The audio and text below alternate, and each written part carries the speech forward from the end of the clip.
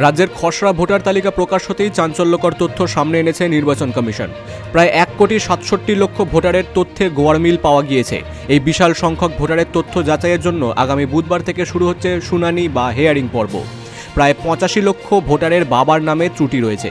বাবা মা এবং সন্তানের বয়সের অস্বাভাবিক পার্থক্য দেখা দিয়েছে প্রায় 8,77,000 ফর্মে। 15 বছরের কম বয়সে বাবা মা হয়েছেন এমন প্রায় 11,95,000 ভোটারকে চিহ্নিত করা হয়েছে। কমিশন সূত্রে জানা গিয়েছে, এই ভোটারদের অনেকেরই তথ্য যাচাই করতে বাড়ি বাড়ি যাবেন বিএলওরা।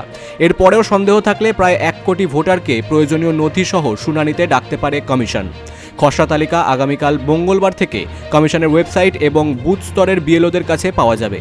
তালিকায় কোনো অভিযোগ বা দাবি জানানোর জন্য 15 জানুয়ারি পর্যন্ত সময়সীমা বেঁধে দেওয়া হয়েছে। এত বিপুল সংখ্যক মানুষের শুনানি প্রক্রিয়া কিভাবে সম্পন্ন হবে তা নিয়ে তৈরি হয়েছে উদ্বেগ। Bureau report, big news Bangla.